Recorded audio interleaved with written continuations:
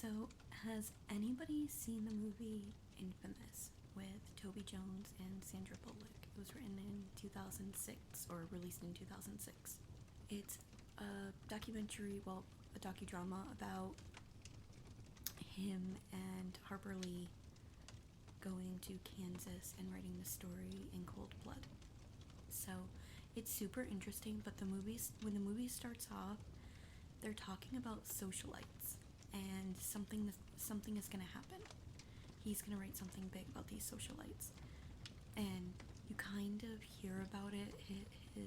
So you kind of see him talking about, or them talking about, the behind the scenes in his social life, and then it goes on to be more about In Cold Blood and how he wrote In Cold Blood for the New Yorker. So I was always really interested in what was happening. I saw a few not documentaries, but talk shows on YouTube with Truman Capote. I think there's 3 with William F. Buckley. There might be 2, but I think that there's 3. You can kind of see him slowly sliding down in each interviews he does. He is very intelligent and well-spoken. The last one is absolutely devastating. You see him fall from grace, and it's very sad. So I have a lot of empathy for him. I want to know more about Truman Capote, and I was wanting to talk about him because he's very interesting. I found an article in Vanity Fair about what had happened with the book he was going to write about the socialites in New York that he was friends with. I'm gonna get to that now. So the article is called Capote's Swan Dive by Sam Kashner. Have you seen Esquire?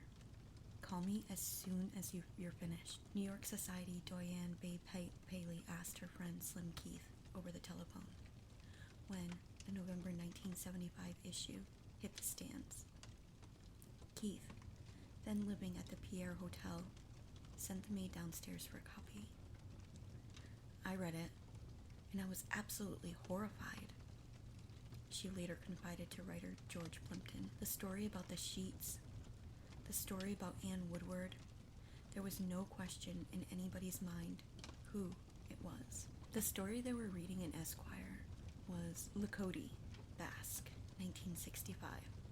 But it wasn't so much a story as an atomic bomb that Truman Capote built all by himself in his UN Plaza apartment at his beach house in Sagaponack, Long Island. It was the first installment of Answered Prayers, the novel that Truman believed would be his masterpiece. So guys, what do you think he was thinking writing this book? Well, writing these articles.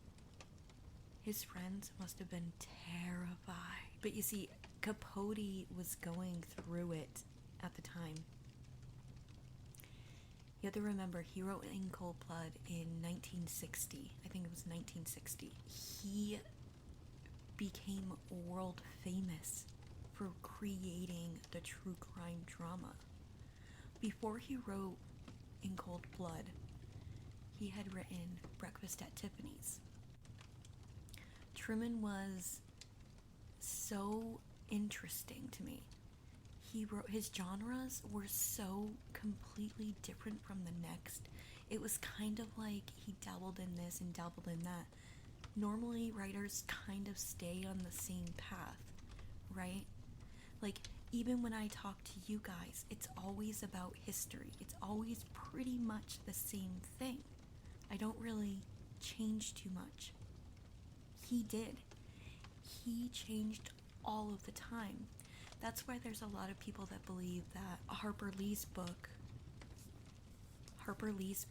To Kill a Mockingbird, was actually written by Truman Capote. Yeah, it's a conspiracy theory. People believe because Harper Lee and Truman Capote were friends, childhood friends in the Deep South, they believe that Truman actually wrote To Kill a Mockingbird because it's kind of true crime. But then we can kind of switch that around also and say, well, maybe Harper Lee actually wrote In Cold Blood, because we all know that Truman was very effeminate, and in the Deep South in the 1960s, he wasn't like easy to get along. Like, people weren't accessible to him.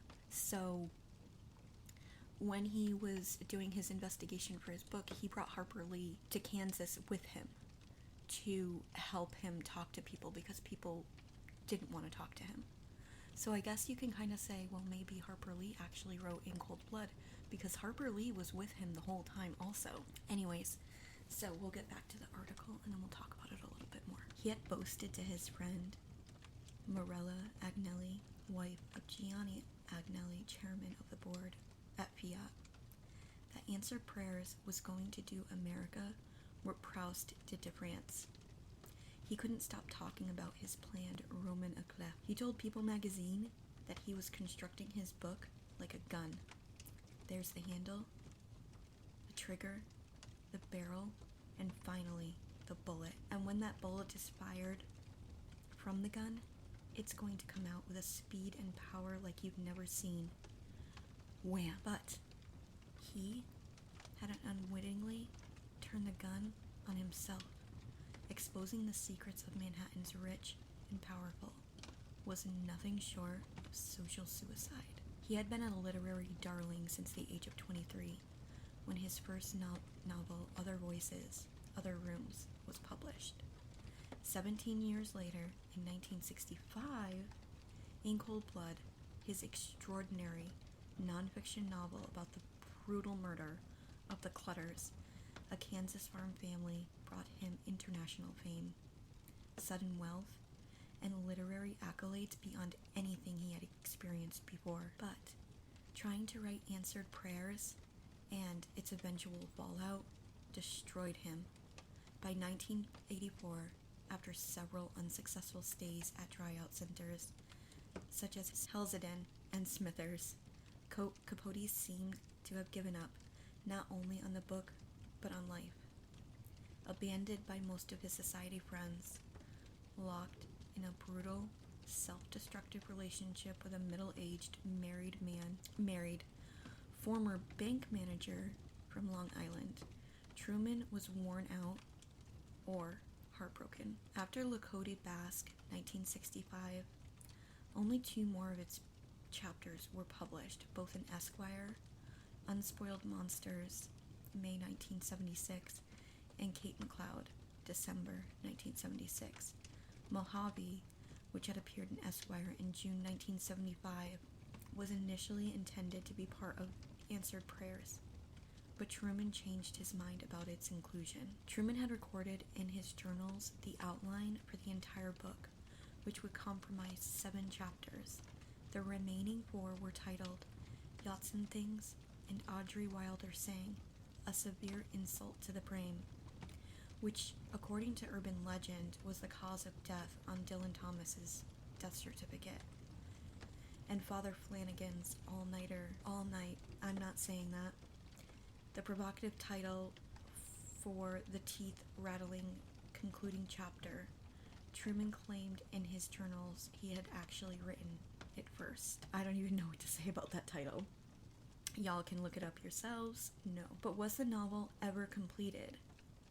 A number of Truman's friends, including Joanne Carson, the second wife of television host Johnny Carson, say that he had read various unpublished chapters to them. I saw them, Joanne recalls. He had a writing room in my house. He spent a lot of time here because it was a safe place and nobody could get to him. And he had many, many pages of manuscript, and he started to read them. They were very, very good. He read 1 chapter, but then someone called. And when I went back, he just put them aside and said, I'll read them after dinner. But he never did. You know how that happens. So I remember in one of the interviews that I found on YouTube, he is talking with this woman, and she's there interviewing him, and they're recording, and he's walking around his house in Long Island, and he's making drinks with his all favorite hot sauce, and he's just so normal. I don't know how to explain it. Most people, when you see them do their interviews, they're very uptight and everything is perfect and everything is just so. But he's not like that. He's just a very natural, normal. It kind of reminds me of, like, when you go and you visit your parents and you're just at home for the day. Your mom and dad are just talking. Your mom's, kind of wandering around the house and making you food and drinks and everything. It's just a very, like, this a very comforting, relaxing interview. And I don't know how to describe it, because as the years age and as Capote gets older and he gets more and more ill in his sickness, he just changes so drastically. It's very sad. It's very sad to see. So yeah, we'll get back to the interview, but I wanted to throw that in there because I do remember that interview, and it is this very peaceful, very familiar feeling you get from watching him. After Capote's death on August 25th, 1984, just a month shy of his 60th birthday, Alan Schwartz, his lawyer and literary executor, Gerald Clark, his friend and biographer, and Joe Fox, his Random House editor, searched for the manuscript of the unfinished novel. Random House wanted to recoup something of the advances it had paid Truman, even if that involved publishing an incomplete manuscript. In 1966, Truman and Random House had signed a contract for Answered Prayers for an advance of $25,000 with a delivery date of January 1st, 1968. 3 years later, they renegotiated to a 3-book contract for an advance of $750,000 with delivery by September 1973. The contract was amended 3 more times with a final agreement of $1 million for delivery by March 1st, 1981. That deadline passed, like all the others, with no manuscript being delivered.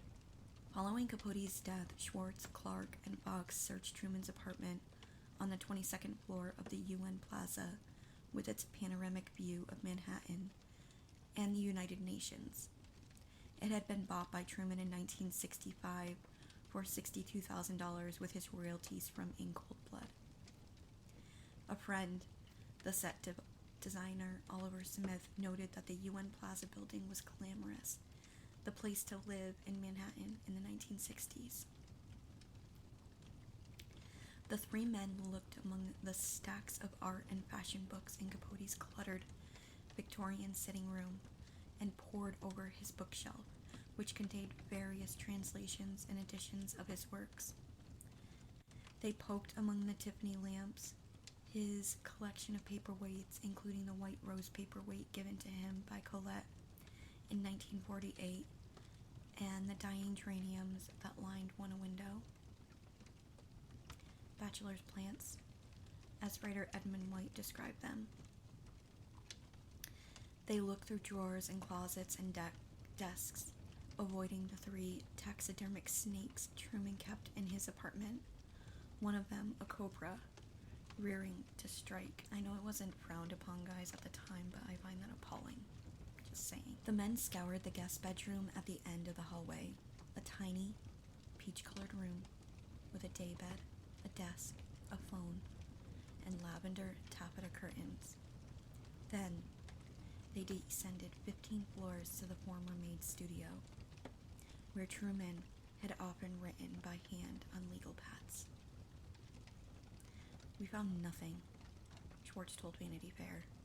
Joanne Carson claimed that Truman had confided to her that the manuscript was tucked away in a safe deposit box in a bank in California. I don't know, maybe Wells Fargo, and that he had handed her a key to it the morning before his death. But he declined to tell her which bank held the box. The novel will be found when it wants to be found, he told her cryptically. So that's interesting. Has any of you read, recently there was an article that came out that they found another book, a full novel written by Harper Lee. How interesting. Harper Lee and Truman Capote are so similar It's shocking. I know they grew up together and they played together as young children, but their similarity can't describe it. In case any of you are wondering, her lost book is called Go Set a Watchman, and I haven't read that book, so I don't really have a lot to say about that. Oh, so this is interesting. They're going to talk about in this article, I believe this is the beach house with the interview I was telling you about earlier. The three men then traveled to Truman's rustic beach house, tucked away behind a scrub pine, privet hedges, and hydrangea on 6 acres in Sagaponack. They enlisted the help of 2 of Truman's closest friends in later years, Joe Petrosic and Myron Clement, who ran a small PR firm and had a house in nearby. He was just a wonderful person to us, a great friend, Clement recalls. Truman would talk to us about all these things that were going in to answer prayers, says Petrosic. I remember I was at the other end of the couch, and he's reading all this from a manuscript. Then he'd take a break, get up, and pour himself a stoli. But the thing is, at that time, he never saw the actual manuscript. And then it occurred to me later, just before I nodded off to sleep, maybe he had made the whole thing up. He was such a wonderful, wonderful actor. Later on, though, Petrosic remembers he was traveling with Truman from Manhattan to Long Island when Truman handed me the manuscript to read on the way. I actually had it in my hands. But after a thorough search of the beach house, no manuscript was found. Now, nearly 30 years later, the question remains. What happened to the rest of answered prayers? Had Truman destroyed it? Simply lost it? Or hidden it? Or had he never written it at all? And why on earth did he publish Capote Basque in 1965? So early, considering the inevitable backlash. Gerald Clark, author of The Masterful Capote. The biography recalls Truman telling him in 1972, I always plan this book as being my principal work. I'm going to call it a novel, but in actual fact, it's a roman éclat. Almost everything in it is true, and it has every sort of person I've ever had any dealings with. I have a cast of thousands. He had begun thinking about it as early as 1958, and wrote a complete outline, and even an ending. He also wrote part of a screenplay that year with the title Answered Prayers, about a manipulative southern gigolo and his unhappy paramour. Though the screenplay was apparently abandoned, the idea took shape as a lengthy Prussian novel. The title is taken from Saint Teresa of Avila, the 16th century Carmelite nun, who famously said, more tears are shed over answered prayers than unanswered ones. In a letter to Random House, publisher and co-founder Bennett Cerf, written from Paris, Greece, in the summer of 1958, Truman promised that he was in fact working on a large novel, my magnum opus, a book about which I must be very silent. The novel is called Answered Prayers, and if all goes well, I think it will answer mine. But before he could write it, another work took over Truman's life, In Cold Blood, begun in 1959.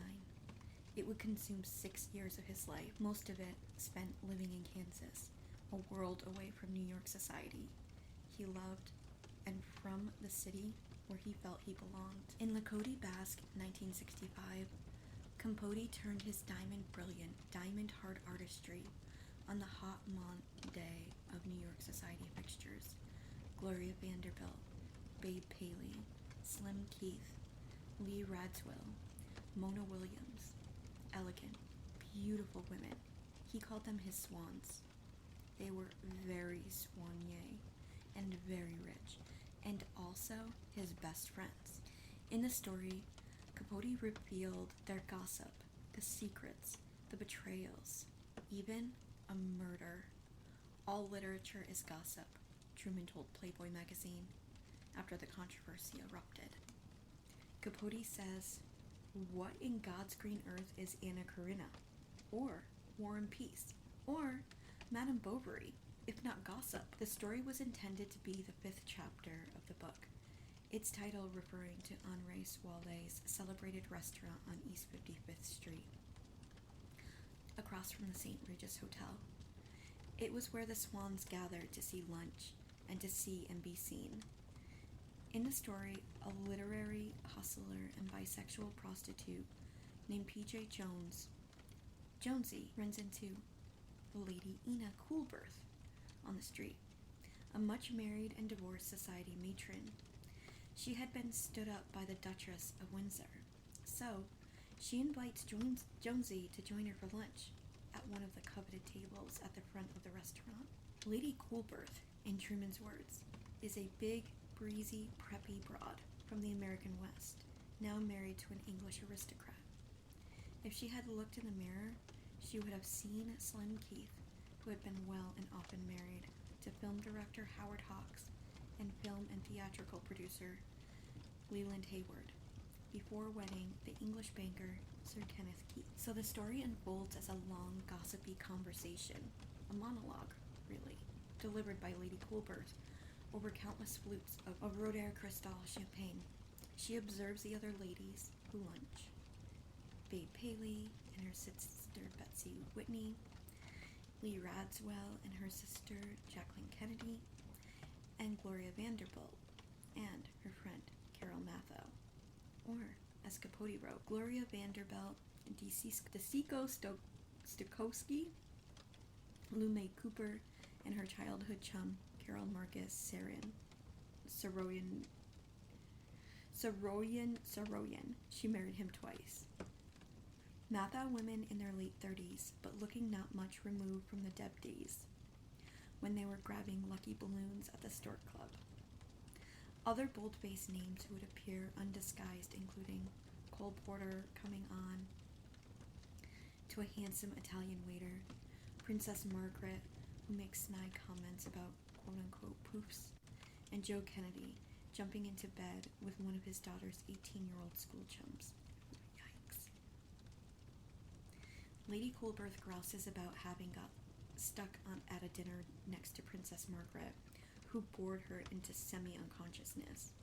As for Gloria Vanderbilt, Capote presents her as empty-headed and vain, especially when she fails to recognize her first husband, who stops by her table to say hello. "Oh, darling, let's not brood," says Carol consolingly. "After all, you haven't seen him in over 20 years. When Vanderbilt read the story, she supposedly said, "The next time I see Truman Capote, I'm going to spit in his face." I think Truman really hurt my mother, the CNN journalist and newscaster Anderson Cooper says today. But the tale that spread like a prairie fire up Park Avenue was a thinly disguised account of a humiliating one-night stand endured by Sidney Dillon, a stand-in for William Bill Paley, the head of the CBS radio television network, and one of the most powerful men in New York at that time. Bill and Truman were friends, but Truman worshipped his wife, Barbara, Babe Paley. The tall, slim, elegant society doyenne, widely considered to have been the most beautiful and chic woman in New York. Of Truman's hot Monday swans, Babe Paley was the most glamorous. Truman once noted in his journals, Mrs. P had only one fault. She was perfect. Otherwise, she was perfect. The Paleys practically adopted Truman. Photographs of the three of them at the Paley's house in Jamaica show the tall, handsome couple with tiny Truman standing beside them, wearing swimming trunks, and a cat that ate the canary kind of smile, as if he were their pampered son. The one-night stand in the story occurs between Dillon and the dowdy wife, of a New York governor, possibly based on Nelson Rockefeller's second wife, Mary, known by her nickname Happy. She was a Crenus Protestant size 40, who wears low-heeled shoes and lavender water. Truman Capote wrote, who looked as if she wore tweed brassieres and played a lot of golf. Though married to the most beautiful creature alive, Dylan desires the governor's wife because she represents the only thing that lies outside of Dylan's grasp. Acceptance by old money, WASP society. A plum denied Dylan because he is Jewish. Dylan sits next to the governor's wife at a dinner party, flirts with her, and invites her up to his New York pied-à-terre at the pier, saying he wanted her opinion of his new bonnet. After they have intercourse, he discovers that her menstrual blood has left a stain, the size of Brazil, on his bedsheet. Worried that his wife will arrive at any moment, Dylan scrubs the sheets in his bathtub on his hands and knees and then attempts to dry it by baking it in the oven before replacing it on the bed. Within hours of the story's publication in Esquire, frantic phone calls were made all over the Upper East Side. Slim called back Babe, who asked of the Sidney Dillon character, "You don't think it's Bill, do you?" Of course not. Slim lied, but she had heard from Truman months earlier that indeed it was Bill Paley. Babe was horrified and heartbroken. She was seriously ill at the time with terminal lung cancer, and instead of blaming her husband for the infidelity, she blamed Truman for putting it in print. Sir John Richardson, the acclaimed Picasso biographer and Vanity Fair contributing editor, saw her often during the last months of her life. Babe was appalled by Capote Basque. He recalls, "People used to talk about Bill as a philanderer, but his affairs weren't the talk of the town until Truman's story came out."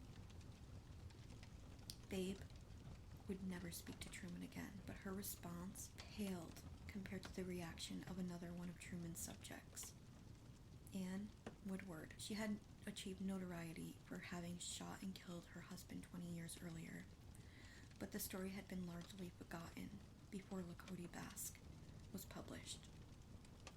Woodward, Anne Hopkins in Truman's story, enters the restaurant, creating an immediate stir. Even the Bouvier sisters, Jacqueline and Lee, take note.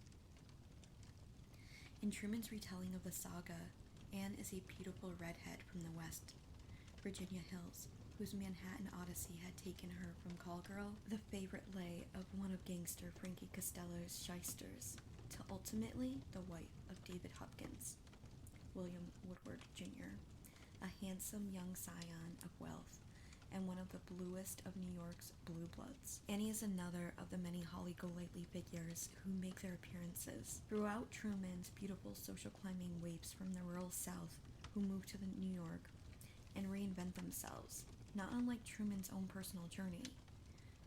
But Anne continued to philander, and David, eager to divorce her, discovered that she had failed to dissolve a teenage marriage undertaken back in West Virginia, and thus they weren't legally married after all. Terrified that he will kick her out, Anne takes advantage of a rash of break-ins in the neighborhood and loads a shotgun, which she keeps beside her bed.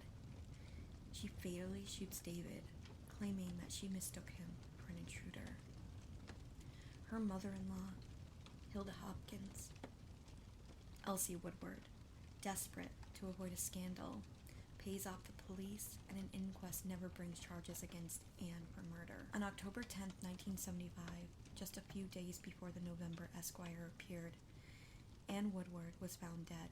Many believe that someone had sent her an advance copy of Truman's story, and she killed herself by swallowing cyanide. Now, we'll never know, but it's possible that Truman's story pushed her over the edge, says Clark. Her two sons later committed suicide as well. Anne's mother-in-law grimly said, "Well, that's that. She shot my son, and Truman murdered her." Wow, guys, that took a turn, and I have chills. This writer is amazing. I just want to be clear, I've seen Infamous, I've seen Capote, and several, I think 3 interviews on YouTube, and other smaller interviews that he does with different talk show hosts. And I've heard of answered prayers, and in Infamous and Capote, they kind of make light of it, like, oh, it's this, like, oh, funny that people are annoyed because they're society people and God forbid anybody talk about them, and yada yada. I did not know that this was written, and that is shocking to me, and it literally... Okay, guys, so this is really long, and so I think I'm gonna make this 2 parts. And yeah, I'm sorry that it's ending on such a sad, desperately sad ending. I don't even know what to say about that. I had no clue. Yeah. So I hope you all learned a lot, and I will see you all again soon.